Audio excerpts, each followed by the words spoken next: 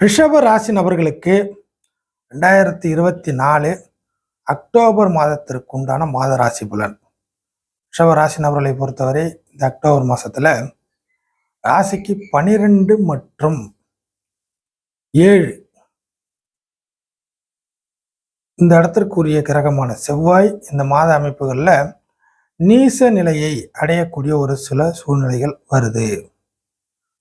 இது நீசமாவறதுனால செவ்வாயின் காரக விஷயங்கள்ல நல்லதும், செவ்வாயின் ஆதிபத்திய விசேஷத்துல நெகட்டிவும் கிடைக்கும். அப்படிங்கிற என்னென்ன விஷயங்கள்னு பார்த்துடலாம். அடுத்ததாக, ஏன்னா செவ்வாய் எப்படி இருந்தாலும் எகெயின்ஸ்ட் கிரகம் தான் இல்லையா. அடுத்த ராசிக்கு வேண்டப்படக்கூடிய கிரகம்னு சொல்லக்கூடிய புதன் 6ஆம் பாவகத்தில் இந்த மாதத்துல முழுக்கவே, அதாவது 6ஆம் பாவத்தை முழுசா ஆக்கிரமிக்கக்கூடிய சூழ்நிலையில இந்த ராசிக்கு தேவையான கிரகம் சொல்லக்கூடிய புதன் இருக்கு. எல்லாவற்றுக்கும் மேலாக சனியின் வக்கர சூழ்நிலைகள் கொஞ்சம் கொஞ்சமா குறைகிறது. சனியின் வக்கர அமைப்பு கிட்டத்தட்ட 5-6 மாசம் சனி வக்கரம் இருக்கும். இதுல ஒரு 3 மாத அமைப்புகள் வக்கரம் போயிடுச்சு. இதுக்கப்புறம் வக்கரம் குறைய வேண்டியதுதான் இல்லையா. அப்படிங்கிறதுனால சனியின் வக்கர குறைவு ரிஷப ராசி நபர்களுக்கு ஒரு நல்லதை கொஞ்சம் கொஞ்சமா படிப்படியா கொஞ்சம் கொடுக்க ஆரம்பிக்கும். அடுத்ததாக ராசிநாதன் சுக்கிரன் 6ஆம் பாவத்தில் ஆட்சி. அடுத்தது மாதத்தின் கடைசி அமைப்புகளில் ராசிக்கு 7ஆம் பாவகத்தில்.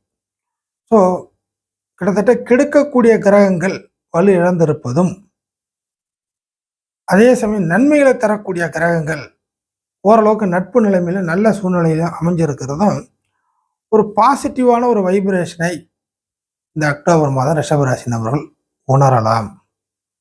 என்னென்ன பாசிட்டிவான விஷயங்கள் அப்படிங்கன்னு பார்த்தீங்கன்னா, ஃபர்ஸ்ட் விஷயம், சனியின் வக்கர அமைப்புகள் குறைய ஆரம்பிக்குது. அப்படிங்கிறதுனால இது வரைக்கும் ஃபுல் டெம்பரில் மனசுக்கு ஒத்து வராத சில சூழ்நிலைகள் ஃபுல் டெம்பரில் டைட் பொசிஷனில் இருந்துச்சுன்னா அந்த டெம்பர்கள் கொஞ்சம் உடைய ஆரம்பிக்கும். அதாவது மன அழுத்தம், இறுக்கம், ஒரு ப்ரெஷர், இல்லைன்னா அதிக வலி, வேதனை, இந்த மாதிரி ஏதோ ஒன்று வச்சுக்கலாம்.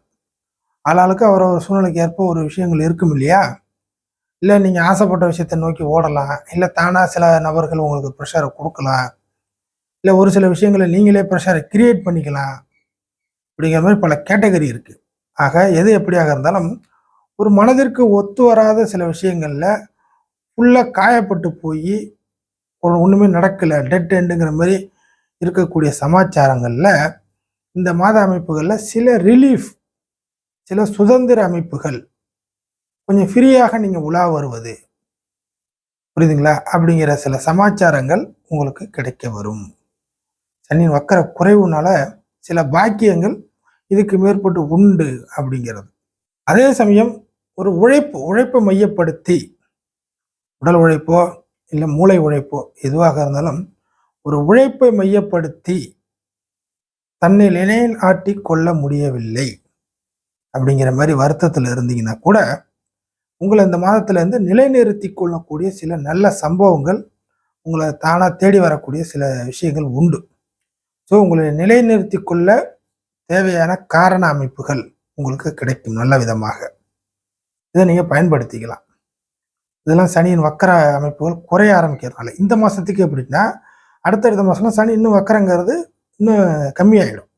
அப்படிங்கிறனால இந்த விஷயங்கள் உங்களுக்கு அடுத்தடுத்த மாதம் ஈஸியாக இன்னும் கொஞ்சம் கிடைக்கும்.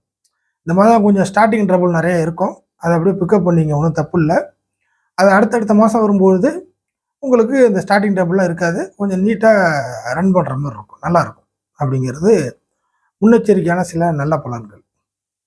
அடுத்ததாக ராசிநாதன் சுக்கிரன் 6ஆம் பாவத்திலையும் 7ஆம் பாவத்திலையும் வரக்கூடிய சில சூழ்நிலைகள். அதாவது ராசிக்கு ஆப்போசிட்னு சொல்லக்கூடிய இந்த 6-7, இருப்பினும் 6 உங்களுக்கு மறு ராசி. அப்போ என்ன நடக்குன்னாக்கா, இந்த சம்பள வேலையில உங்களுக்கான திருப்தியான சில சூழ்நிலைகளை பெற முடியும்.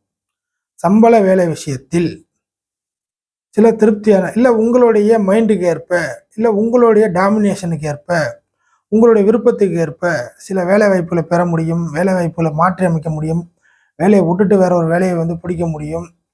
இல்லைன்னா வந்து பார்த்தீங்கன்னாக்கா வேலையில் எனக்கு சரியான அங்கீகாரம் இல்லைன்னா அதை நீங்கள் வந்து போராடி கேட்டு சண்டை போட்டுனாச்சும் வாங்க முடியும். ஒரு சில நபர்களுக்கு உங்களுடைய பழக்கவழக்கத்தின் அடிப்படையில் நல்ல அபிப்பிராயம் இருந்துச்சுன்னா தானாகவே கொடுப்பாங்க. ஒரு சில நபர்களுக்கு லாங் டேர்மாக சில பேர் பிட்டு பிட்டாக வேலை பார்த்துட்டு இருப்பாங்க. அது இல்லாமல் சில நபர்களுக்கு லாங் டேர்மாக ஒரு நல்ல பெரிய ப்ராஜெக்ட் வேலை அந்த மாதிரி விஷயங்கள் வந்து மாட்டும். இதெல்லாம் வந்து துளாராசி அந்த இடத்துல இருக்கக்கூடிய சுக்கிரன் ரிஷபராசி நபர்களுக்கு துளாராசியின் வழியாக பலனை கொடுக்க ஆரம்பிக்கும். துலாம் என்பது ஒன்றை போட்டு ஒன்று எடுக்கிறது தான். இதுதான் மேஜரு. அப்படிங்கிறதுனால அந்த துலா இடத்துல இருக்கக்கூடிய சுக்கிரன் உங்களுக்கு ஒரு விஷயத்த டிராபேக் பண்ணிட்டு ஒரு விஷயத்த கொடுக்கும். புரியுதுங்களா? ஒரு விஷயத்த வேலை விஷயத்துல ஒரு விஷயத்த இலக்க வச்சுட்டு ஒரு விஷயத்த தூக்கி கொடுக்கும். ஒரு விஷயத்த தூக்கி கொடுத்துச்சுன்னா இன்னொரு விஷயத்த இழக்கும். எப்படி வேணா வச்சுக்கலாம். இந்த மாதிரி விஷயத்த ரிஷபராசி நபர்கள் இந்த மாசத்துல கொஞ்சம் பார்க்க முடியும். மாதத்தின் கடைசி அமைப்புகளில் 7ஆம் பாவத்தோட சம்பந்தப்படக்கூடிய விஷயங்கள் இருக்கு. இப்போ நான் சொன்ன இந்த வேலை விஷயம் எல்லாமே 1லேருந்து ஒரு 15 வரைக்கும் தான். புரியுதுங்களா?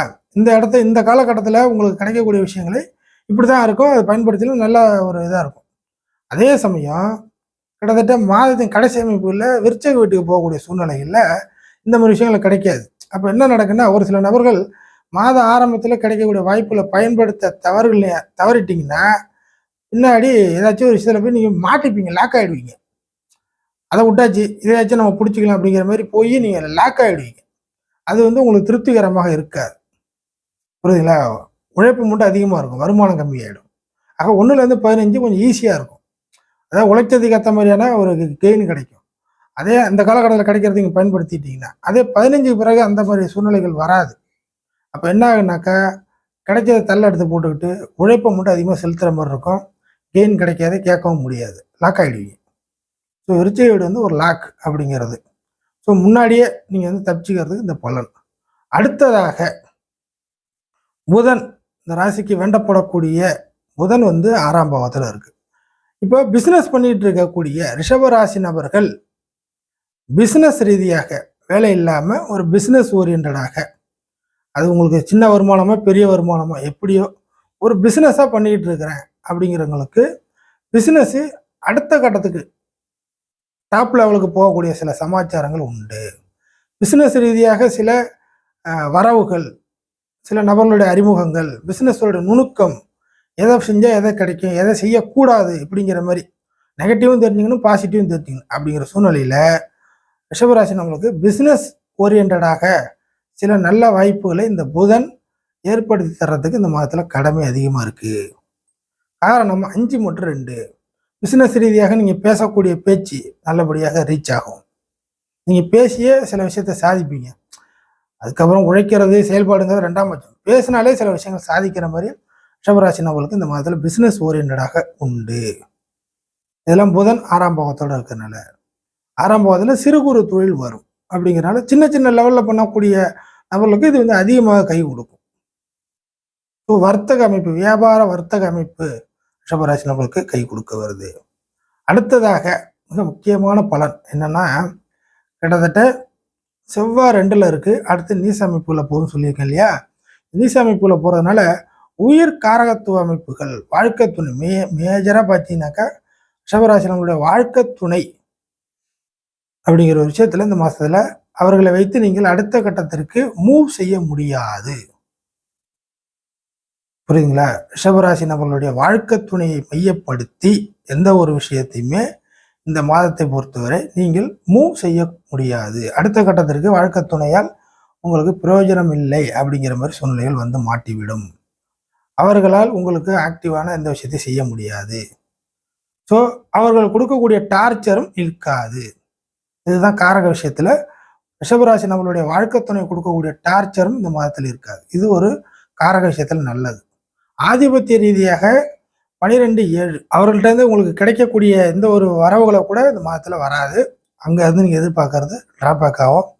அடுத்தது 12ஆம் இடமான இடமாற்றம், வாழ்க்கை துணையை மையப்படுத்தி இன்னொரு இடத்துல போய் ஏதாச்சும் செய்யலாம், வாழ்க்கை துணையை மையப்படுத்தி ஒரு டிராவல் பயணம் அந்த மாதிரி இல்லை லாங் ஏரியா அப்படிங்கிற மாதிரி தூர இடத்தை சார்ந்த ஏதாச்சும் ஒரு விஷயத்த செய்யலாம் அப்படிங்கிற விஷயமும் உங்களுக்கு கை கொடுக்காது.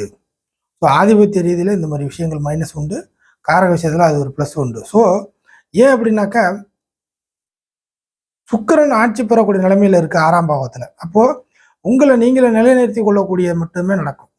நீங்கள் நம்பி வாழ்க்கை துணை நம்பி இந்த மாதிரி விஷயத்துல போறீங்கன்னா அந்த விஷயங்கள் சரியா வராது. இது ஒரு விஷயம். அடுத்ததாக 6ஆம் பாவத்துடன் சுக்கிரன் சம்பந்தப்படுறதுனால வம்பு வழக்கு பிரச்சனைகள் எதுவாக இருந்தாலும் ஒரு கை பார்க்கக்கூடிய சூழ்நிலையில நீங்க இறங்குவீங்க. மாதத்தின் ஆரம்ப சூழ்நிலையில வம்பு வழக்கு பிரச்சனை எதுவாக இருந்தாலும் ஒரு கை பார்க்கக்கூடிய சமாச்சாரத்தில் நீங்கள் இறங்குவீர்கள்.